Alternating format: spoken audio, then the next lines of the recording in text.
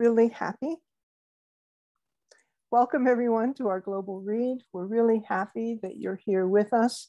And our July book is You Can Choose Your Own Life.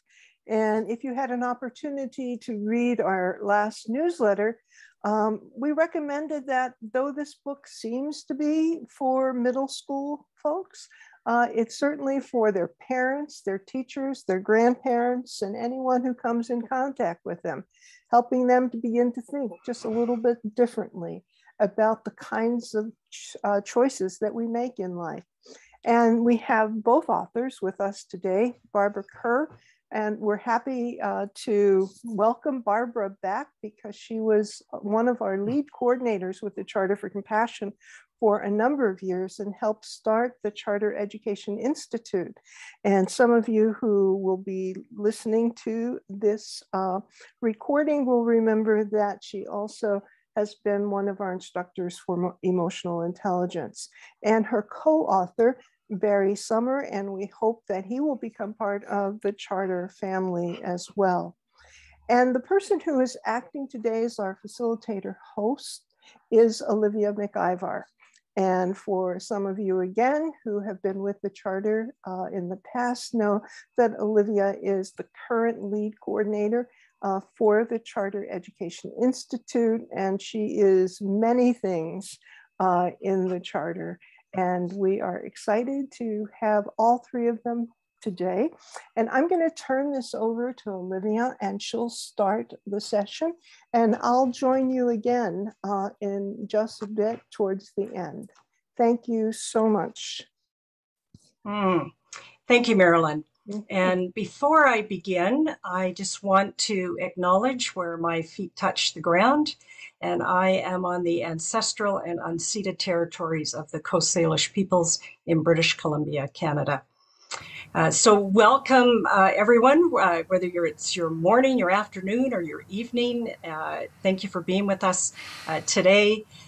Barry and Barbara have written an amazing book, to Marilyn's point, for middle schoolers, for teachers, for counselors. And we are going to just kind of deep dive this a little bit because it's I think just a brilliant piece of work.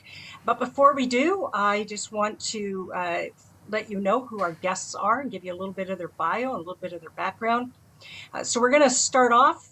Welcome, Barbara, once again to the Charter. Barbara is the owner of Emotional Intelligence Insights. She also has earned her doctorate degree in English. And Barbara is a master certified executive coach.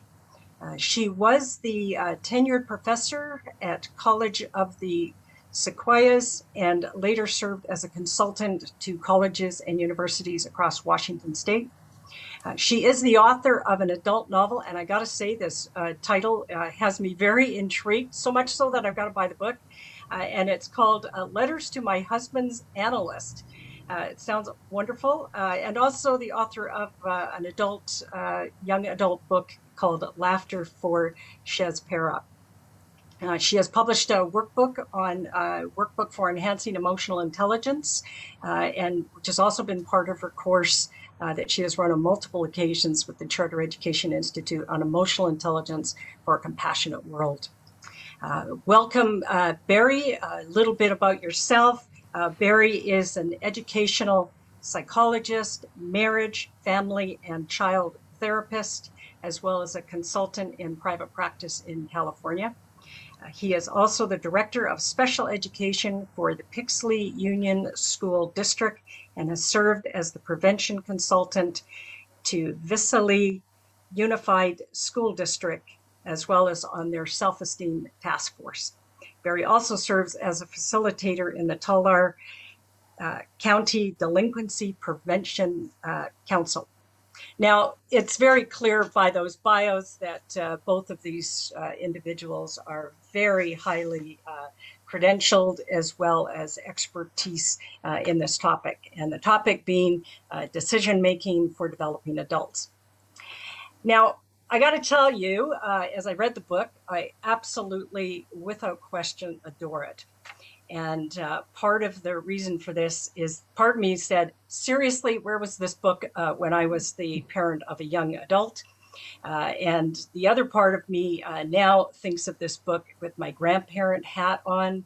I think of it in terms of it's calling to me as a post-secondary educator, and it's also calling to me as an HR professional.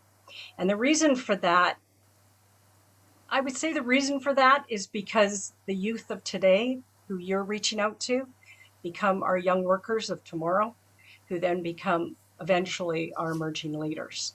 And so this topic, I think, is setting the tone for some very important work that needs to happen out in the industries.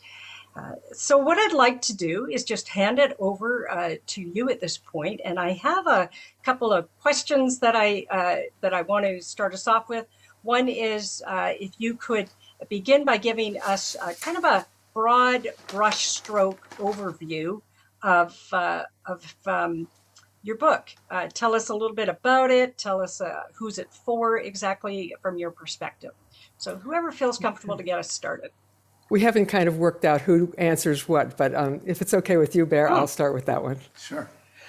Well, you can choose your own life. We see it as an engaging and fun way for middle school youngsters, and maybe between the ages of 9 and 15 or so.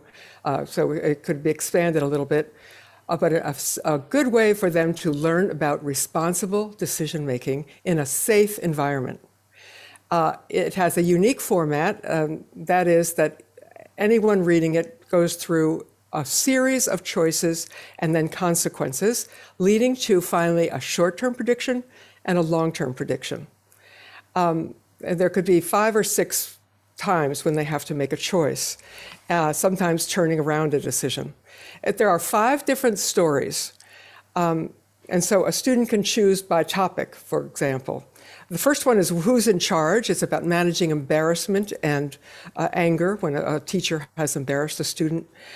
Drinking at the school dance, which is about managing peer pressure and substance abuse. All in the Family, which is about coping with domestic violence. Are We Ready for This, which is responding to a crush, very normal in middle school years. And Cyberbullying is Still Bullying. This is a new chapter for us. And we think a very important one. And of course, it's dealing with cyberbullying in the 21st century. So that will give you an overview of what's in the book. And each of those titles you could easily transfer over into adult life, couldn't you? Just by hearing them. I think so. We believe that by teaching this decision making at a young age and giving a framework, a model, that adults will have a much easier time of making decisions as well.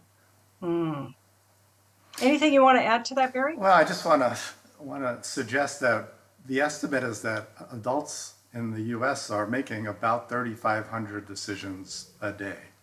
When we count them, we don't think about them because we're not processing them so carefully. And I'm sure Canada's no different, Olivia.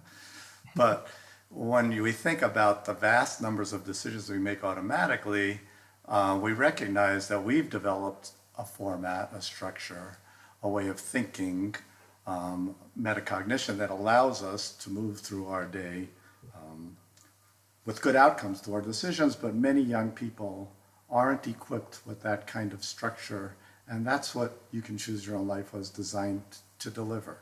A structure for making effective, thoughtful, compassionate decisions that bring good outcomes to people.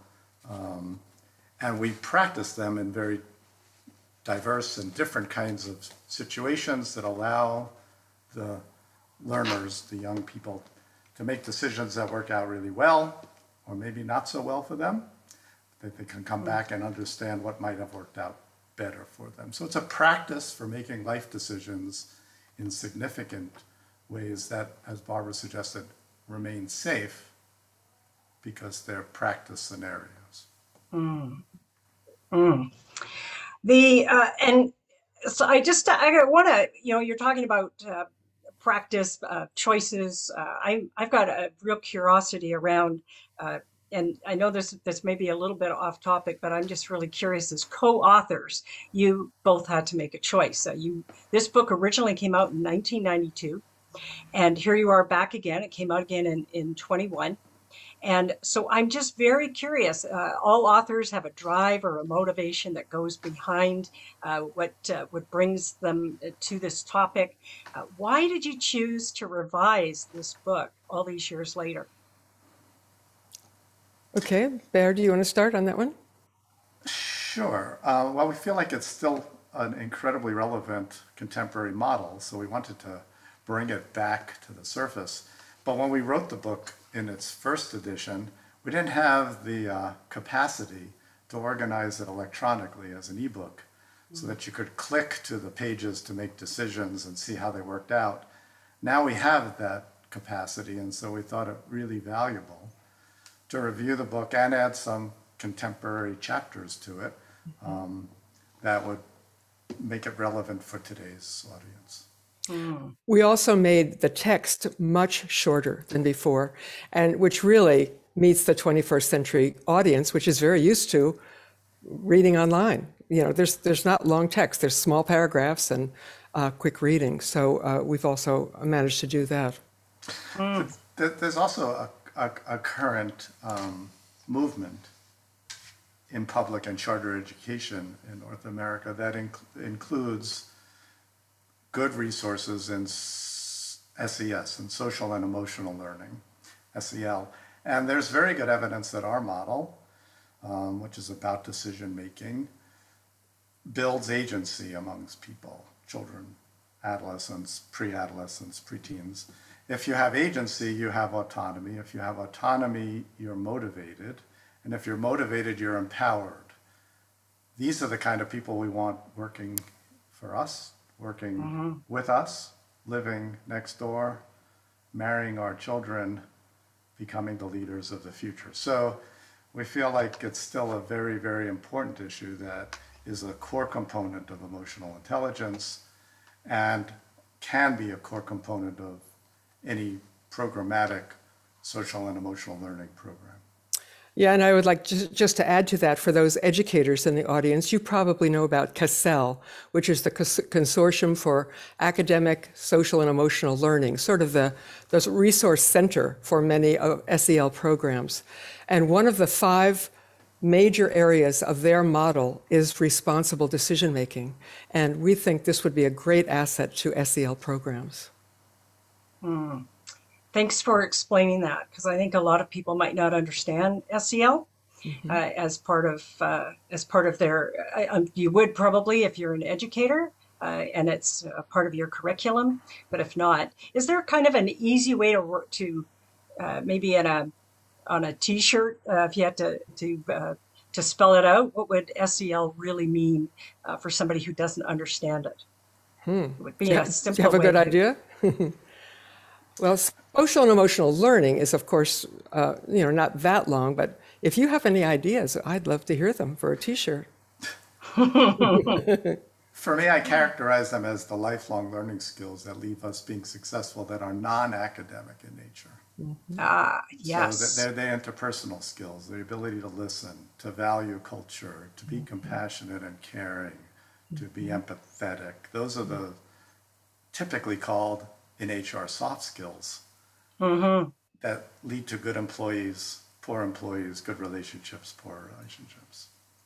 And we're beginning to recognize the importance of teaching, training, practicing, delivering feedback on the development of those skills, as well as core academic skills. So I'll have to put that on the front and the back of the T-shirt. Oh, yeah. But that's a brilliant. I love the example, and we do know that the research is so there that the research around it's not about your intellectual intelligence that separates you from the good leader to the great leader. It's about your emotional intelligence that separates those. So I don't even know why we call them soft skills, quite frankly, because they're the hardest skills to learn, without question. Now, I gotta say, and one of you, if one of you could probably hold up your book in a few moments, I just want our audience to be able to see these absolutely, maybe pull it a little closer to the screen. There's these absolutely beautiful characters on the front cover of the book. And you refer to them as avatars, which I think is, a very trendy term for the generation we're referring to. But there's these 14 really unique characters that all have an animal that's attached to them. So I think for our audience, if you could just tell us a little bit about why you chose avatars or why you chose these characters so we can kind of live into them a little bit. We were really pleased with these pictures. We tried a number of things, and we found Face de Rochers, a talented young artist, actually a friend of one of Barry's daughters. And we told her what we wanted. She gave us a couple samples, and then we let her go with it. She came up with the idea, and we said we wanted all kinds of ethnic faces. We didn't want it all, blonde, blue-eyed. That was pretty much all we said, and that they should reflect emotion that was in each story. She came up with the idea of pairing each picture, each portrait, with an animal. And some of you may know this comes out of Philip Pullman's idea in his Dark Materials, a wonderful series, sort of for adolescents, but really for anyone. It's just wonderful. He's a Milton scholar. They're just great books. And the protagonists are actually all of the characters in those 3 books have a companion animal, which we might think of as the inner voice or the conscience or that little angel on your shoulder. Anyway, it's the person you talk to every day that helps you make decisions. So in each one of these pictures, the avatars, and again, you're right, the avatars are trendy, but that's exactly what we thought. Our audience is familiar with avatars, and it helps them put themselves in the shoes of someone else. So imagine yourself in the shoes of this person, and choose any one of these. It just makes it easier, because 2 of the stories are narrated by girls, 2 by boys. And the last one, the cyberbullying, is about a girl who is a victim, but she shares the story, her story, with an old friend who happens to be a boy. So you get lots of different perspectives. So we love the idea that these animals reflect the emotions of the avatars in all of these 5 situations. That's wonderful. And have you ever heard of any children who have actually kind of gravitated to those outside of the book and kind of ingested them a little bit deeper? We haven't, but I should point out that, some of them are normal kinds of a raccoon and an owl, but there's also a pangolin, if you know what that is. No, I have no idea. So, do tell. I can't really tell you, except that it's, kind of an armored-looking animal, and it's in this orange one down here in the corner. Can you see it? Okay. Yeah, it's very interesting if you look it up, a pangolin. So I don't know if anyone has taken on anything. I love crows myself, and you can see that this person has a crow, very intelligent animals, and they're in my fiction as well. So yeah, I don't know if anyone's taken up a particular animal, but I love that idea. It's so visual too. So it's taking something that is on paper and just giving somebody something really tangible to hold on to. And does that character then follow you through whichever avatar that you pick? Yes, you're asked to choose one in the beginning if you want to, and just picture that being that person as you read through the story, as you make choices for that person. Wonderful. Barry, you look like you want to say something.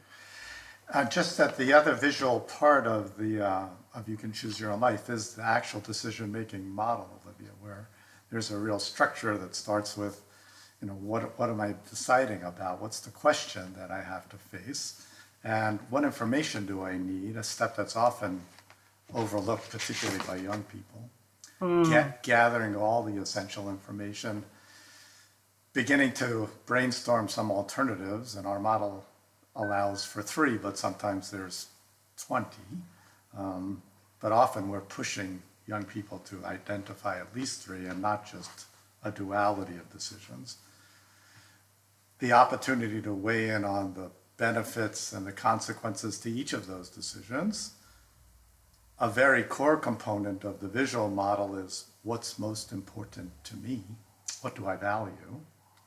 What are my core values and how are they going to reflect on this decision? And then finally, what decision am I going to make? So I think that the structure of that visual model is often helpful. And I hear from students and patients often about seeing that structure come up when they're faced with very difficult decisions. And that is introduced at the very beginning of the book. And we use, I think, a pretty good example of a boy who's new in town and has been invited to a party and finds out once he's at the party that his curfew is earlier than the rest of the people. And he has to think about what's important to him. And he has to gather his own information. What can he do? What are the options? Should he stay and feel like he really belongs? Should he go home at his own curfew and keep the trust of his parents? And we come up with a number of options and then values to think about that. So I think it's a good model and a good example to teach the model. And hopefully the students will repeat that throughout the book. Mm-hmm. Yeah, and what's so delightful is that at the back of the book, you have such great resources for counselors, for teachers, for parents, whoever wants to continue that conversation, which is just so special. In the book, I mean, at the end of the day, the whole premise of the book is all around decision making, which is what I really like is that it's just so. It's so zoomed in on this great word, and it made me think of, I don't know if you know who J.C. Maxwell is. He does books on leadership, but he's got this great quote, and he says that life is a matter of choices. Every choice you make makes you. Life is a matter of choices. Every choice you make makes you. And that really, for me, really summed up as I read through these multiple choices that people make, that there's really no bad choice. It's just the choice that you've made in that moment in time that really supports the reader. And you've got this really good, simplistic 6-step decision-making model that you've popped into the book that kind of circles around everything. And I'm just wondering if you can take our audience through those 6 steps so that we really understand it, because they're a real major foundation of the book to start with. So, want me to start, Barbara? Sure. Okay, go ahead. The original foundation for the model, Olivia, began with a consultation. I was asked to organize a response to a large public school district here in California that was struggling historically with significantly high teenage pregnancy rates. In fact, out of the 52 counties in California, it historically was the number 1 or number 2 county for teenage pregnancy, which is a burden to bear for the county and for the education system. And they asked if I would consider reworking what's typically called family life education program, which is basically delivered around sex education at different grade levels based on mandates from the State Department of Education. And the program historically was really about anatomy and physiology. Boys and girls were separated. Obviously, that would be a really complicated thing to deliver in 2022 now. And we recognized that the program was not values-based, it was not feelings-based, it did not rely in any way on developing emotional intelligence and healthy decision-making. So we made a decision to infuse the program with this model around healthy decision-making. And so we started with the kind of example that Barbara just gave, embellished it with you're driving down the road, there's a car coming at you, and you're one lane in either direction. What do you do? And how, recognizing that the decisions that we typically think of as automatic and pre-programmed often are fast-brain decisions that often are best considered when there's intention, thought, and time put behind them. And so we tease out this model that allows young people and adults to think critically through the sequential component, the 6 steps that you just described. And ultimately, in our early work, we asked these 7th and 8th graders, thousands of them, to personalize the model and to choose a decision that they were facing, to see what it might look like if they used the model to consider their decision. And surprisingly, and this was in the early 90s, the number one decision that was being made among 7th and 8th graders in the central part of California was, who do I live with, my mother or my father? Kind of a really important and weighty decision that shouldn't be left to a 12 or 13-year-old person. But it was relevant because that's where they were. And that's the kind of thing they were deciding without the structure or the formality or the sequential nature of thinking through that decision and understanding how they come up with what you'd characterize as the best decision at the moment for them based on their values. And then we ultimately got to, am I ready to be a sexual person who's sexually active? With the recognition that we're all sexual people. Somewhere about 36 weeks before we're delivered, and yet we need to make a conscious and thoughtful decision about bringing that into sexual activity. So that's the beginning of the use of that model, and then we recognized the value, and Barbara, with her background and lived experiences and great expertise in writing, was able to tease out scenarios that emphasized contemporary situations that would allow us to practice that model and rehearse some decisions that brought you to short-term and long-term consequences. So what was the big aha moment for you in that research? The big aha moment was when, first of all, when we saw what the primary questions were that learners used to personalize the model, but also for me it was when we had multiple young people in multiple settings coming up to us and saying, could you put that on little 4x4 post-it notes so I could carry it around in my pocket with me and use it throughout the day? And the aha for me was, we take for granted that we make these decisions in thoughtful and sequential, slow brain mode, but young people are making impulsive decisions without that kind of thoughtfulness. And if we can bring that kind of structure to their decision making, we support their agency and their autonomy, we support their emotional intelligence, and they become adults. If you make good decisions when you're 3, and you're reinforced by parents and loved ones for making good decisions, hey, you're the kind of person, Olivia, who makes good decisions. You become an adolescent who makes good decisions. And then you become an adult who makes good decisions. And for 3-year-olds, you're sitting down for dinner at a restaurant and everybody's looking at their menus, and your 3-year-old says, what are my choices? And you might give a forced choice of a couple of options that are relatively healthy and would be enjoyed. And then the child says, I'll choose macaroni and cheese. And that's a great decision. You really enjoy that. You're the kind of person who makes good decisions. For a 3-year-old, becomes a self-fulfilling prophecy for an adolescent, a preteen, and then a young adult, and finally an adult who makes good decisions.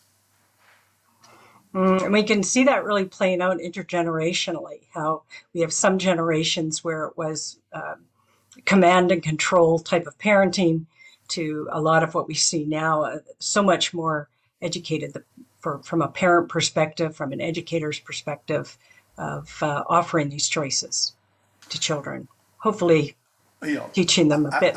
I'd love to think that's the case, but unfortunately, my experience suggests that we still have a tremendous variety of how we're teaching and reinforcing healthy decision making. So could you tell us what those 6 steps are? Well, we kind of went through them maybe too quickly, but again, back to Phil, the person who was at the party, identifying the problem. First, just asking yourself, what really is the problem here, okay? Well, I want to stay at the party and I've got a curfew. What do I do? That's basically his problem. You've got to articulate the problem. Second would be gathering information, and this can be a big part of it. What would my parents think? What will my family think? What will these kids here think? What do I think about myself at this place? There's lots of information to gather, and it takes a while. So this is not a quick process, and it's something that has to be learned over time. And then brainstorming options. And as Barry pointed out, we try to avoid a duality. It's not just do this or this. We want some other options, brainstorm for those. And kids can learn to do that there's more than two things to do, and sometimes a very long list. Think of an adult saying, should I quit my job? With some good reasons. Should I quit my job? And there's all kinds of information to bring into that, and several options. Should I quit now or wait till I have another job? All kinds of things. Fourth would be evaluating the consequences. So what happens in each case if this is what I do? What if I quit right now? Or what if Phil decides I'm staying at the party? Just that's it. What are the consequences of that? Both good and bad. If I go home and meet the curfew, in Phil's case, my parents will probably let me go to the next party. That would be a consequence. If I don't meet the curfew, they might ground me, they might not allow me to go to the next party, etc. Next would be identifying the factors influencing the decision. This is where the values come in. What do I value? Do I value most my family values, that we want to trust each other, we want to be able to talk to each other? Or do I just value that these kids like me? And it's not quite as simple as that, but that's what comes into it, really thinking about your values. And it's a good idea. Always in my coaching, I have people go through, what are your real values and are you living them? So this would be another example of that. And then the final is making the choice and then living with the consequences. And so in the book, they have to face the consequences of each choice that they make throughout their labyrinth, throughout the decision-making path. I love that. I think that's a really vital piece that's missing so much, is that people don't understand there are consequences for their actions. And we don't get that as adults, because it continues into adulthood a lot of times, that so much of a piece of that puzzle is really missing. Really makes me think about, I have students that always will ask me, they'll say, what is the secret to success? And I'll say, right decisions is really what it is. And so, how do you make right decisions? Well, experiences. How do you get experiences? By making wrong decisions. That's about the only way that you get those really true experiences with that decision making. So is that really is that a big part of the book around making some of those wrong decisions and the consequences of that? I do think we're supporting and teaching and reinforcing a growth mindset. Yes, it's failure is often just a delay in reaching your goals.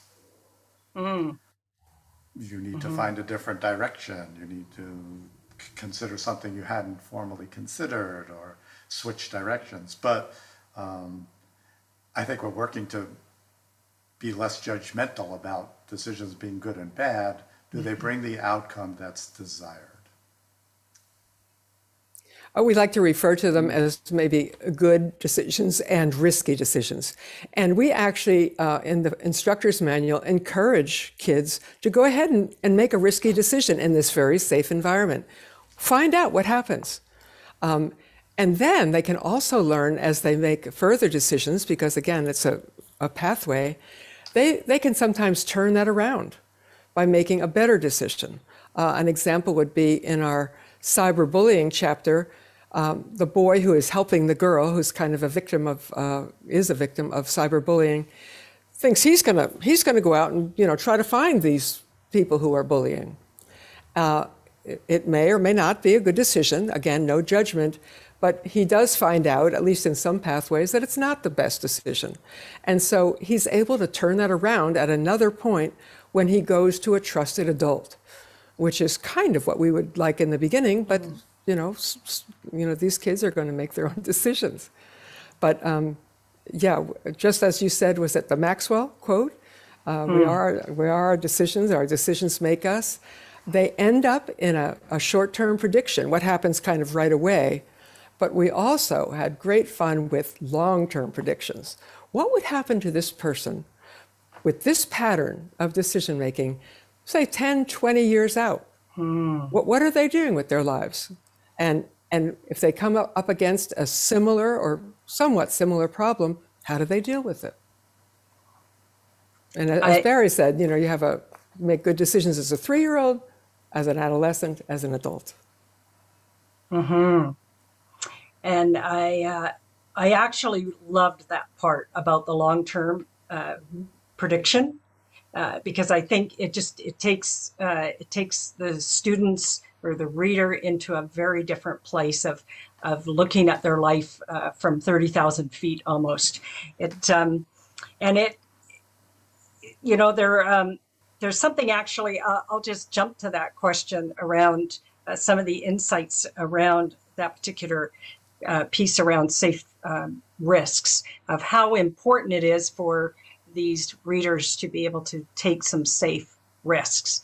Because from what I see on the adult side of things is adults who are afraid to take risks, to take safe risks, to step into some of those experiences that they need in order to be able to grow and to learn as part of that. And I think about, my post-secondary students. I believe that I believe in a growth mindset, and that you have to have insights and aha moments as you move along. And so one way I get them to do that is to journal.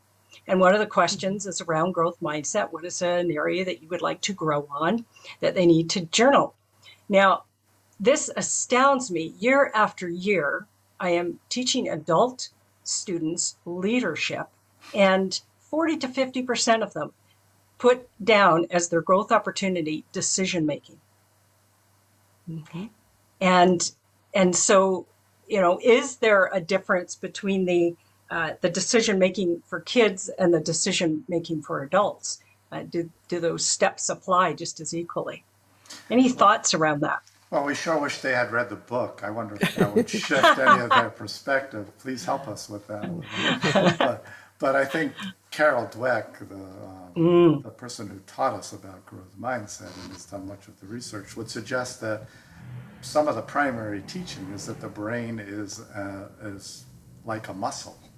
It develops over time, and it develops through movement, through making choices, through failing well, as well as making decisions that bring the desired outcome. So when we recognize that decision making is also a core competency that can be taught, modeled, and developed over time, I think they're very much the same for young people and adults. The paradox of choice is really fascinating to me, in that, we recognize that too little choice is a problem. But we don't often recognize that too much choice is also a problem. And I think the reason that some of your post-secondary learners are frozen in lack of comfort and competence and confidence in decision-making is because they're faced with so many choices. I used to be able to go buy jeans and there'd be one size and they would fit terribly and they would be uncomfortable, and you'd wash them 1,000 times and they'd begin to feel good and look good, but there was only one kind. Now there's dozens of kinds. And indeed, you may get a better outcome, but you also can get frozen by indecision when there's that many choices to make. So we can suffer from decision-making fatigue, which I think is a very common contemporary problem. And when we're overwhelmed because we've exhausted our fund of decision making. It's like willpower. It's got this, we start each day having slept well and hopefully getting some nutrition in our body. We have a fund, but we use it up every time we make a decision. And the more decisions we make, the less good the decisions we make typically. So when we're making decisions, like if we follow the news, politicians who make bad decisions often make them at 2 a.m. They've exhausted their ability to make decisions. And they're not doing things they should be doing because they're not thinking through them sequentially and thoughtfully. There is no structure to their decision making. So they've exhausted that muscle. That muscle is not being built, it is being fatigued. And we know this by studying it carefully. For instance, there's a really good study on people facing parole boards who are up for parole. They've done their time. They feel like they've been rehabilitated. They're ready to come back into culture. And they face a board of people who are going to make a decision about that. If you're up early in the morning, you're 3 times more likely to get paroled than if you come later in the agenda. Because the parole board has exhausted their ability to make thoughtful decisions, and they will default to the shortcut, which is make no decision. No, sorry, no. And, I think a different style of contemporary metaphor is you think you're going to go power shopping for the day, and you start the day early and you're buying things that you really love, and by 3 p.m, you're exhausted. You've made so many decisions and you're still buying things, and you recognize that you're returning 95% of the things that you purchased later in the day because you've exhausted that ability to make thoughtful, good decisions. That's why the president wears the same suit and tie every time you see them. We eliminate the need to make the 400 decisions we make about what we wear. We have more energy toward making important core decisions later in the day. Yeah, that reminds me of something I had read about Einstein, because he always had black suits and white shirts. And somebody asked him that, and he says, because I do not want to spend any of that space in my head on figuring out what I'm going to wear. I remember also that somebody had said to him, was asking him for his phone number at one point, and so he said, well, just a minute, I have to go look it up. And they're like, what do you mean you have to look up your phone number? Why would I remember something that I can go look up? Because there's not enough space up there for all the other things. Well said. But yeah. Now our young people are not just looking up their phone number, they're looking up their their multiple email addresses, their Instagram they got so many little pieces that they're paying attention to all of the time. Yeah, just think about figuring out what you want to watch on TV. All of the choices we have, where probably for the 3 of us in this room and maybe some of our guests, we remember black and white TV with 3 stations. And so that it's like a paralysis. It's a paralysis. That we get. The paralysis and the paradox of choice. Yes, very much so. Well said. Any thoughts on that, Barbara? And yet we, as in a democratic society, we love to think that choices is a good thing. Everybody can make a personalized and customized choice. Yes, but we don't always feel better afterwards. Yeah, compassion. It's like compassion fatigue. We have decision fatigue. Really good food for thought. Anything you want to add on that, Barbara, at all? No, I agree with everything. I have nothing constructive to add, I think, to that one. All right. Well, I think, one of the things that we had talked about was understanding that, we've talked kind of about the decision tree and what that looks like. And then I think it would be really interesting for the audience to understand how you've crafted this book. You've talked a little bit about it in the beginning, but to see how the book actually flows as part of that.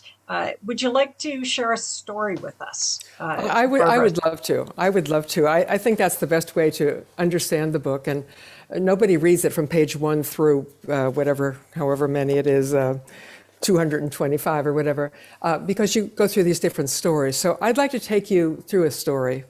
And the one I'm going to do is the first one, which has these three angry-looking boys. Who's in charge?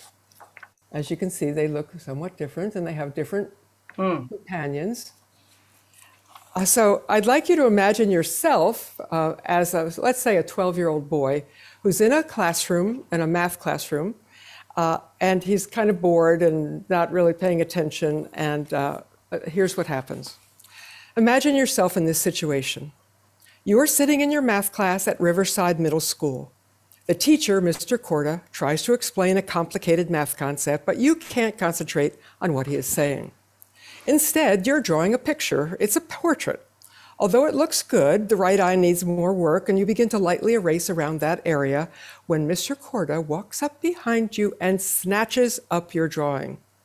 Would you like to explain the concept of factoring to the class? He booms in a loud voice. Or are we disturbing your artwork? He adds sarcastically. Some of you might be thinking of a work situation where a boss embarrasses you in front of colleagues. So this boy, our narrator, has three choices in this case. A, you're angry. You say, hey, give it back. I can't help being bored in this class. You do such a poor job explaining math. I could probably teach it better if I felt like it. If you want that choice, go to page 4. B, you tell Mr. Korda that you're sorry. You say, I just kind of got lost in my drawing, but I'm ready to listen. I won't daydream or doodle, honest. If you choose that response, go to page 12. C, you just sit there. You don't respond to Mr. Korda. When he's not looking, you make a face, and the class starts laughing. You don't even break a smile. In that case, you go to page 14. Each of these choices results in different consequences, as you can imagine, which lead to more options and decisions. I'm going to just shorten a little bit here by summarizing what those consequences were, but later I'll read some others. So your angry response pushes the teacher's buttons and he orders you out of the classroom. Your apologizing in a common manner response surprises the teacher. At first he might think you're tricking him, but it makes him calm down a bit. And you get to stay in the classroom. The third option, acting like a clown to make your classmates laugh, sends Mr. Korda into a fury. And he rips up your picture and also sends you to the vice principal's office. That would be the riskiest of the three options. So as you, the reader, journey down the path, there might be, again, 4 or 5 points where you have an opportunity to make another choice. And I'm not going to go through all of those. But sometimes you can turn things around and sometimes you make the situation worse. We encourage you to do whatever pleases you. I'm going to skip a few of those choices and take you to a place where you have now expressed your anger in the classroom and to the teacher, but you are out of the classroom. And so I'm going to go to page 20 and read, here's what happened. Well, you certainly told him. You walk away from the classroom congratulating yourself on having won the battle. What a surprised look on Mr. Korda's face. But then you wonder why you don't feel utterly wonderful about this. What is that nagging feeling in the back of your mind bothering you now in your moment of triumph? This is where the animal companion comes in talking to you. You suddenly realize that you have talked yourself out of your math class. You'll be in big trouble with Miss Martinez, the vice principal, not to mention your parents. You feel like you are in an elevator that has suddenly started a high-speed descent from the 40th floor to the basement. Okay, again, you have 3 choices. What do you do now? A, you remember listening to a talk by the school counselor, Mrs. Chen, at some kind of assembly program a few months ago.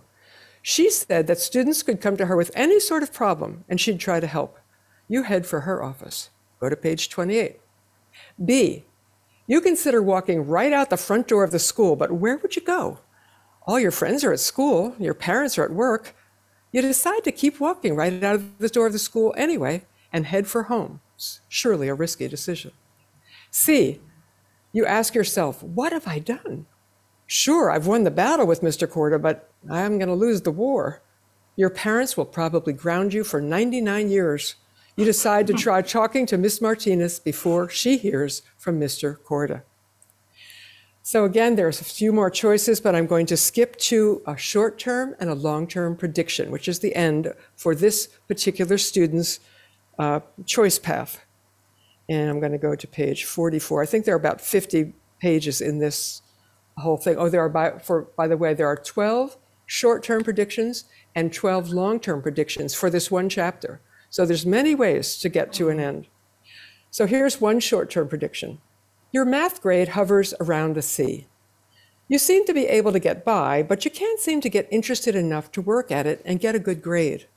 However, your journalism teacher discovers that you have a talent for drawing, and you become the art director and cartoonist on the school paper. Because you look forward to this class and feel good about arranging the art, you find that you can now pay attention in math class as well. Your grades improve. And here's a long-term prediction. So think, I don't know, 15 years down the line. You're working as an aerospace designer. You enjoy drawing your new design ideas and then seeing your drawings made into models and eventually into prototypes ready for flight testing. You become known for your innovative and graceful designs. You've learned that you need a good grasp of engineering and higher mathematics. Because there is now a good reason to understand math, you have worked hard to master it. You use quite advanced mathematics for your designs, even though it is the artistic aspect that you genuinely enjoy.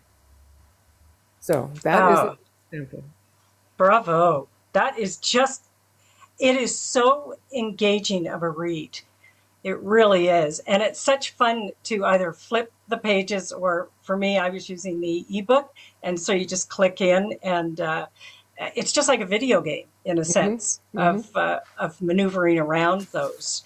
And the language is just, one of the things that really stood out for me in the language as I followed through this journey, is the way that I would word it, was that there was no guilt, no shame, no judgment around the decisions that were made. It was about there are consequences, but nobody was ever made to feel less than or degraded, or that their self-worth or self-esteem was in jeopardy with that. And I think that's the beauty of the writing, when you can make somebody feel that kind of feeling, I guess, which is, it's an emotionally intelligent book, so it would go to feeling it automatically.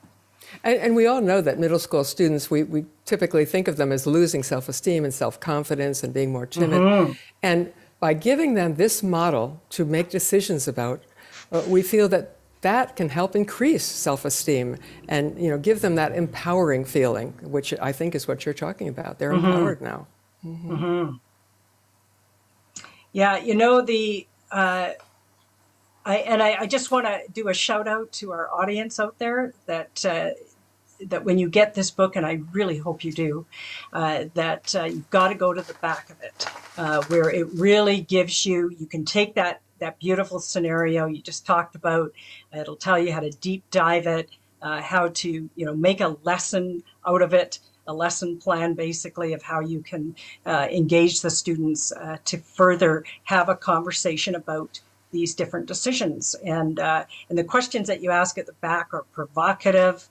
They really make you think, and they certainly make you think as on the teacher's side of that as well. So thank you. So on that note, I'm just looking to see if we have any questions that come up, and I can't see any in the chat box right now, but I certainly have another couple. So if anybody does have any questions, please put them in the chat box. I'll be sure and bring those forward. In the meantime, knowing that we've got some great materials at the back of the book, the things we've talked about, what recommendations would you have for parents, teachers, counselors, anybody using your book? You go first, Barb. Well, Barry, you are the one who's in the school system much more than I. I have taught in college. I think this would be a great one for you to take, actually. I'd be glad to. And I think I'll take it from perspective first as a parent or grandparent or aunt or uncle or just a great neighbor. it provides the book provides an opportunity for dialogue. And I think that what many young people are asking is to be seen, heard, and known. And they want to understand who we are, but we're not talking about some of the most important things that we've made decisions about in our lives. And this provides us with a format and a structure to be able to have that conversation as you support and coach this young person moving through their decisions, to be as authentic and as real about the decisions that you've made that have brought outcomes that have, supported your life path. And I think that if I was giving one piece of advice, it would be turn on your very best listening skills. Do more listening than you are talking. We have 2 ears and 1 mouth. But use this as an opportunity to talk about those scenarios from your value system, recognizing that young people are going to make their own decisions and that we want to support their decisions, and the outcomes from those decisions will bring good and bad outcomes. And we want to, as you suggested, without judgment, support them and reinforce that they're the kind of people who can make good decisions. So use it as a place to begin dialogue, both as a parent and as an educator. I think there's great value in being able to have those scenarios come alive by talking about different people's responses.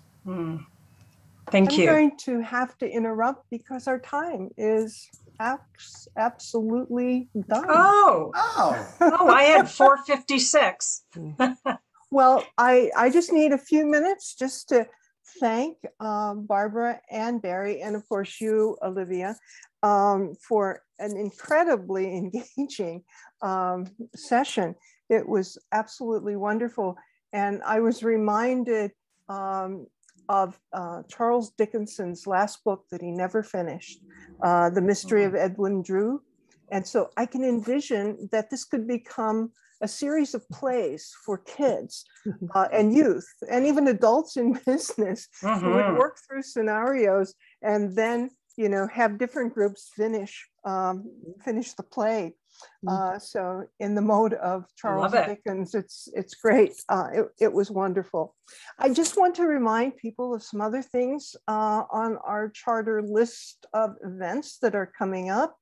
On Thursday, starting the 21st and going until Saturday, the 23rd, we are offering again as part of our film series, this month's Wisdom Weavers of the World. And I'm absolutely positive that you would enjoy this film. And all you have to do is come to the charter homepage, look at the events calendar, click there to get the link to register for the free film. Every first Thursday and third Thursday of the month, we have something called the EdNet Forum. And we try and bring educators from around the world to join us in conversation, first a presentation. It's a 90-minute program. This week coming up, or I should say next week, Orla Sullivan will be with us. And Orla is Education Director of Thich Nhat Hanh's Retreat Center, Plum Village. And so she'll be talking about the school's program that was started at Plum Village, Wake Up Schools, but also Happy Teachers. And so we're looking forward to that session on the 21st. And our next global read is with one of our wonderful people that we've been involved with for probably since the start of the charter, Marina Cantacuzino, who is the founder of the Forgiveness Project in London. And she is joined by Nasi Noor. And together they have written the most delightful book called Forgiveness is Really Strange. And Marina herself had written a book right before this on forgiveness. She's a wonderful person who I think you'll find very engaging. If you joined us for our global gala last year, she was one of our presenters. And I think that this book too, as you can see from the cover, is so incredibly engaging. It is a graphic novel, something totally different that we have never done before. And here we see Dr. Massinor and Marina Cantacasino. And then starting on July 26th, for 6 weeks, we are offering a whole series on housing is a human right. And so we have a number of different presenters. We encourage you to tune in to this series. And again, like everything the Charter offers, register. If you can't be there, we'll make certain that you get the recording. All of our recordings and proceedings are put on our website as an archive. So everything is available for you after the date. So thank you again to Barry, to Barbara and Olivia. And we've really enjoyed this session. It went so quickly. And apologies to a couple of people who did write something down. And if you are inclined to write out a question, send it to us and we'll send it on to Barry and Barbara and see if we can get it answered for you. And you'll be getting the recording of this presentation in probably the next 2 days. Thank you, everyone. Wonderful. Thank you so much, Barry and Barbara. Thank you, Olivia. Thank you. Really enjoyed the conversation. Appreciate the We opportunity. did too. Yeah, great. We could have gone on for another hour, I'm sure. We could. Thank you. Thank you.